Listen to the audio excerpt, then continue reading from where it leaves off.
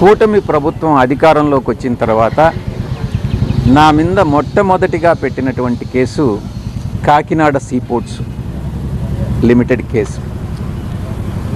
నేను ఒక్కటే చెప్తా ఉన్నా, ఇంతవరకు నా మీద లుకౌట్ నోటీస్ ఇచ్చారు, నన్ను అక్యూజ్డ్ నెంబర్ 2గా చేశారు.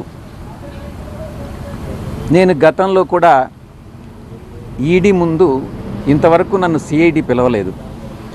ఈడీ వాళ్ళు పిలిచినప్పుడు నేను ఒక్కటే చెప్పాను, ఆ వెంకటేశ్వర స్వామి సాక్షిగా కేవీ రావు అనేటటువంటి వ్యక్తి ఏదైనా ఒక సోషల్ ఫంక్షన్లో కలిస్తే నమస్తే నమస్తే అని చెప్పడమే కానీ ఆయనతో నాకు ఎటువంటి సన్నిహిత సంబంధాలు కానీ వ్యాపార లావాదేవీలు కానీ లేవు.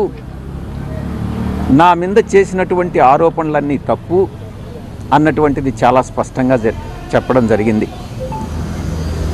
నేను వెళతాను, ఆయన్ని రమ్మనండి, ఆ దేవదేవులైనటువంటి వెంకటేశ్వర స్వామి మీద ప్రమాణం చేస్తాము అని మరొక్కసారి మీ ముందు నేను చెప్తా ఉన్నా. కేవీ రావు గారు చెప్పేది నిజంగానైతే ఆయన పిల్లల మీద ప్రమాణం చేసి చెప్పమని చెప్పండి. నేను నిజంగా విక్రాంత్ రెడ్డిని ఆయన దగ్గరికి పంపించాను అని అన్నటువంటి విషయం నేను నా పిల్లల మీద ప్రమాణం చేసి నేను చెప్తా. నాకు కాకినాడ సీపోర్ట్ విషయంగా ఆ ట్రాన్సాక్షన్ గురించి ఏ రోజు నాకు ఎవ్వరూ చెప్పలేదు, నాకు తెలియదు. కేసు పెట్టిన తర్వాత పూర్తిగా వివరాలన్నీ సేకరించిన తర్వాత అప్పుడే నాకు కాకినాడ సీపోర్ట్ అరబిందో వాళ్ళు అక్వైర్ చేశారు, 42% ఏదో అక్వైర్ చేశారు అన్నటువంటి విషయం తెలిసింది. చెప్పేది పూర్తిగా వినండి. విక్రాంత్ రెడ్డి అనే అతను నాకున్న పరిచయం చాలా కొద్ది. పిల్లవాడు, ఎక్కడైనా కనపడితే ఎలా ఉన్నావు విక్రాంత్ అంటే ఎలా ఉన్నావు అన్నటువంటిదే కానీ విక్రాంత్ రెడ్డికి నాకన్నా ఎక్కువ పరిచయాలు ఉండేటటువంటి వ్యక్తి. నేను అతన్ని కేవీ రావుకి ఇంట్రడ్యూస్ చేయాల్సినటువంటి అవసరం లేదు. మొట్టమొదటిగా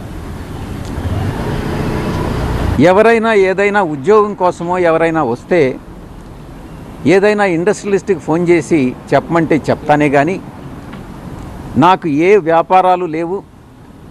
నేను పూర్తిగా 24 గంటలు 365 రోజులు పార్టీ కోసంగా నేను పనిచేసే కానీ రాజకీయాల్లో ఉన్నానే కానీ నాకు ఎటువంటి వ్యాపారం లేదు. నేను దేంట్లోనూ భాగస్వామిని కాదు.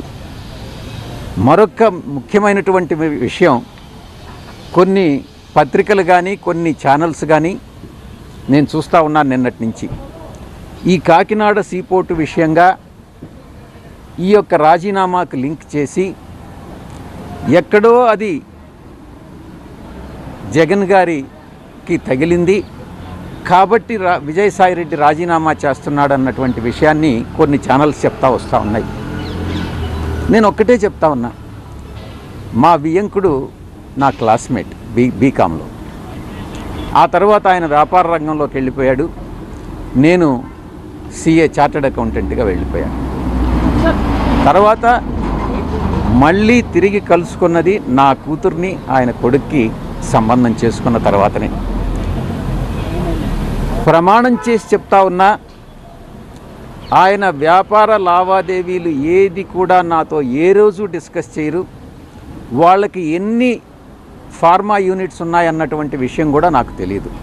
ఎందుకంటే కుటుంబ వ్యవహారాలు సక్రమంగా ఉండాలి అని అంటే ఆర్థిక వ్యాపార లావాదేవీలు ఉండకూడదు అన్నటువంటి విషయం నేను బలంగా నమ్ముతా.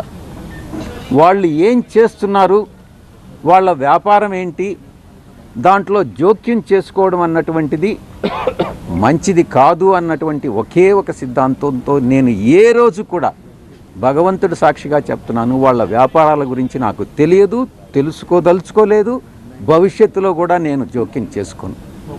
ఆ ఛానల్స్ ఎవరైతే టెలికాస్ట్ చేశారో వాళ్ళకి నేను విజ్ఞప్తి చేస్తూ ఉన్నా, వాళ్ళ విజ్ఞతకే వదిలేస్తున్నా. దయచేసి ఇన్ఫరెన్సెస్ డ్రా చేయొద్దు, వార్తలను వార్తలుగానే ప్రచురించండి, ప్రసారం చేయండి. మీ యొక్క వ్యూస్ని తీసుకొచ్చి ఇతరుల మీద రుద్దవద్దు అని అన్నటువంటి విషయాన్ని నేను చెప్తా ఉన్నా. ప్రచురించండి, ప్రసారం చేయండి. మీ యొక్క వ్యూస్ని తీసుకొచ్చి ఇతరుల మీద రుద్దవద్దు అని అన్నటువంటి విషయాన్ని నేను చెప్తా ఉన్నా.